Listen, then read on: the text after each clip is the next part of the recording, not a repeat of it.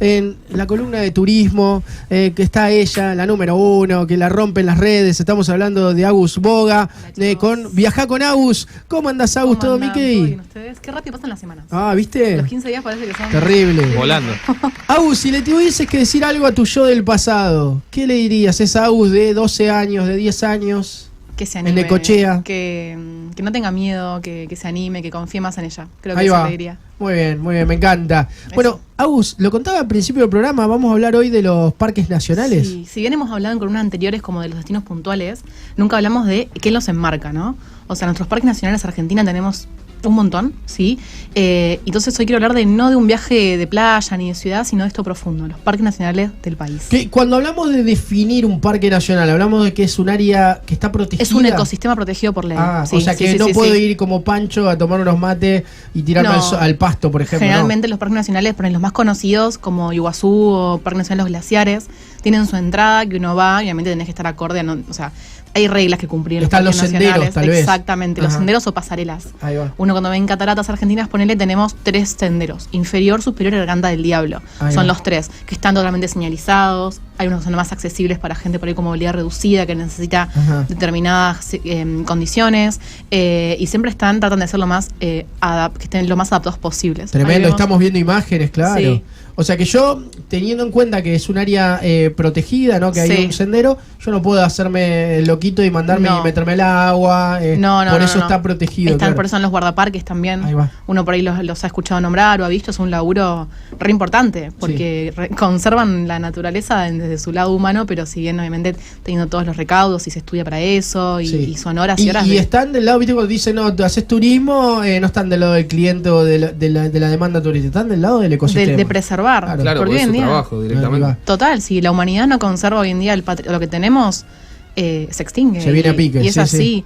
Lo mismo pasa uno te dice no tocar a las especies, por ejemplo, o no darles de comer determinadas cosas. Por ahí va el nene y le da, no sé, un caramelo a un animalito y no es su alimento y lo podés matar. Claro.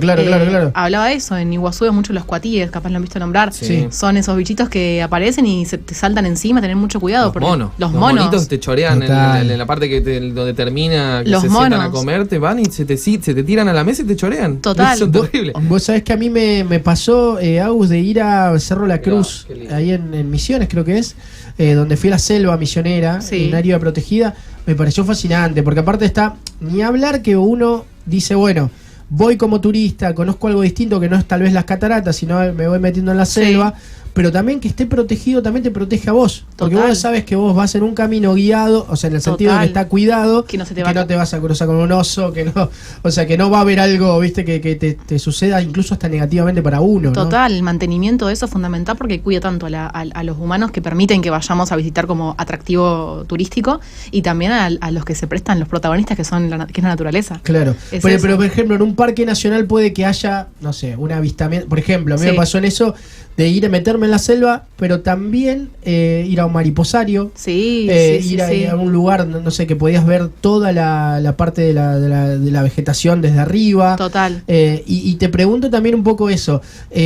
¿Es un lugar que es cuidado también en la masividad? O sea, ¿no puede ir tanta gente? Sí, eso se llama en lo nuestro capacidad de carga. Entonces hay una capacidad de carga de tales lugares donde permiten hasta tanta cantidad de gente por día para que no se deteriore justamente el lugar. Se cuida, se preserva, es una forma de preservar.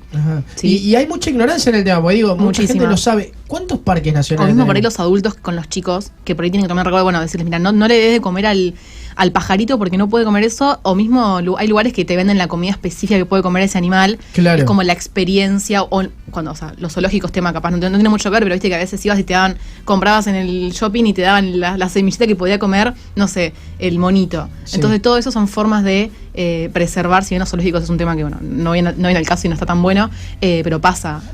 Y digo, ¿no? Uno va a un parque nacional, por ejemplo, que veíamos de Iguazú. ¿Hay un costo, que, o no? Sí, uno tiene una entrada que se saca por internet.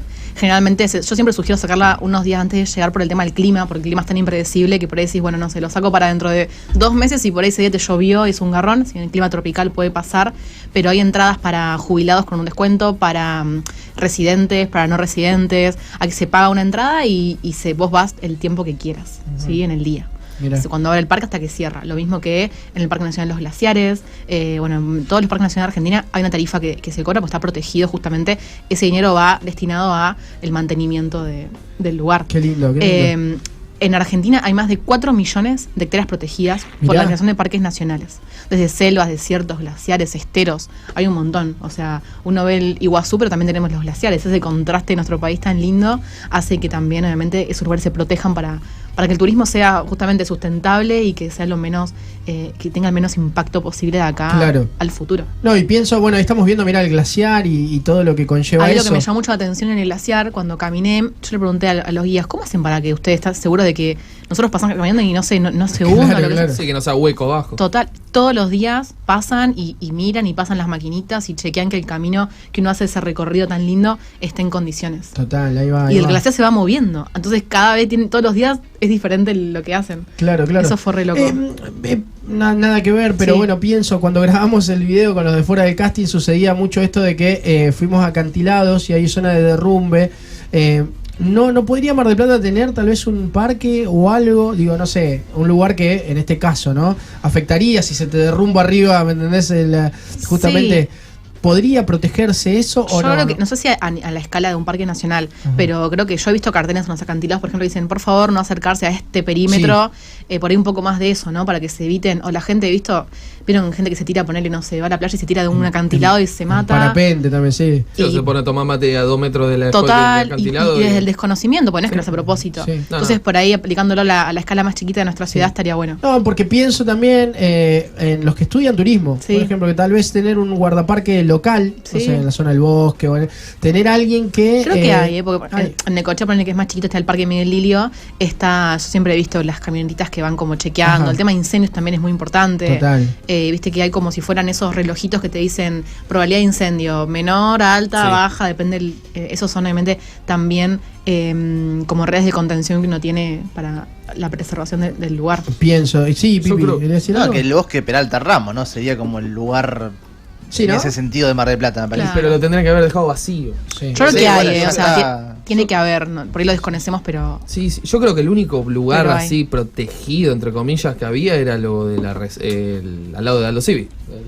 La reserva del puerto, la reserva del puerto, era lo único como reserva. Sí, pero nunca tuvo ningún tipo de mantenimiento, cuidado. Mantenimiento y cuidado cero. Pero porque uno piensa también en lugares que no, que son áreas que no se comercializan. Por ejemplo, yo no puedo armar un terreno, ¿me entendés? En ese lugar, porque para después venderlo o alquilarlo, porque nada, está protegido, está cuidado. Lo que tiene el bosque, que bueno, hay casas un montón, pero sí no puede haber comercios, por ejemplo.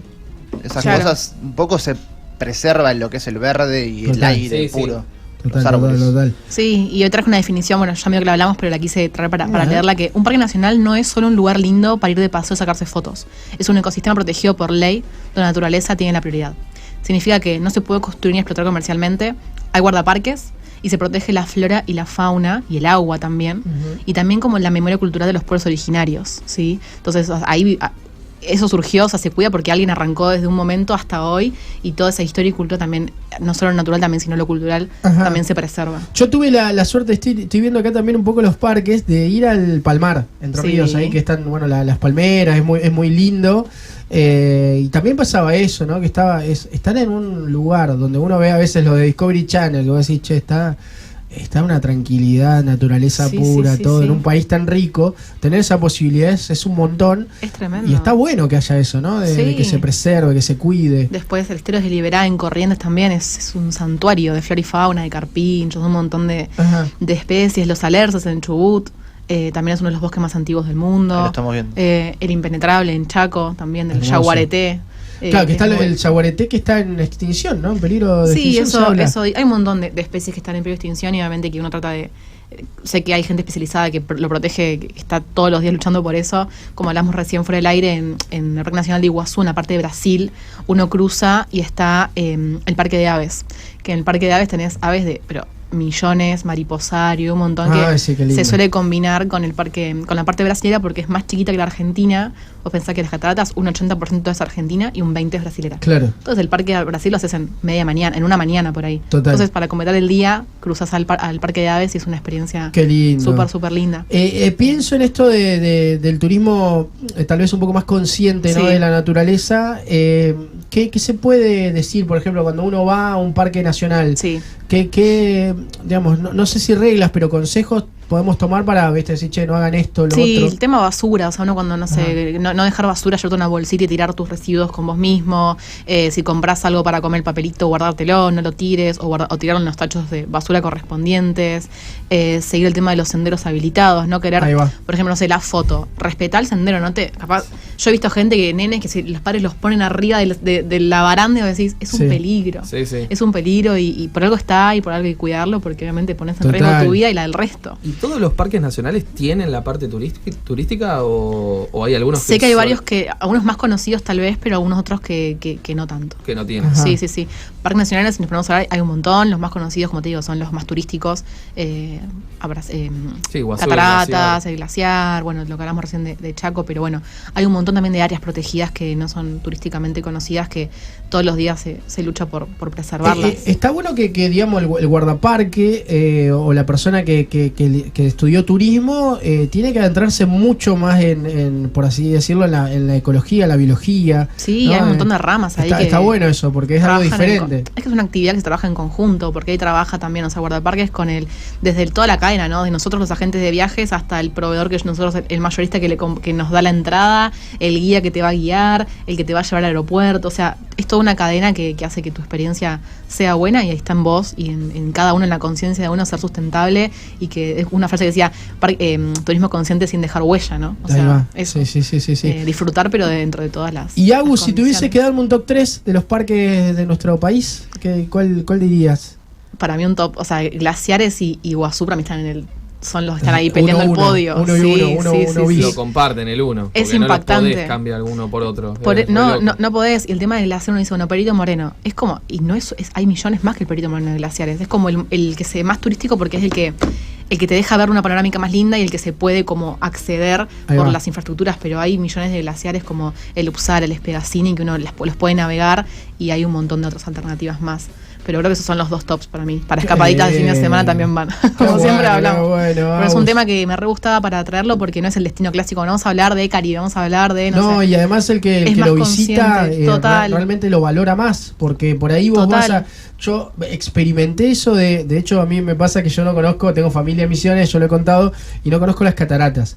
Pero realmente haber ido al Cerro La Cruz o a senderos como en la selva y todo, lo valoré muchísimo, porque no es lo que hace el turista convencional, tal vez. Obviamente que está protegido las cataratas, pero es como lo común. Y vas encima, a Misiones. Sí, encima vos vas a las cataratas y es a caminar. No es caminar, a tomar sol. Más que no hay lugar para eso. Pero es a caminar y a disfrutar y a ver. Hay una diferencia. Quiero preguntarte, porque por ahí el que está del otro lado dice, che, esto lo tenía. Por ejemplo, yo voy al Machu Picchu.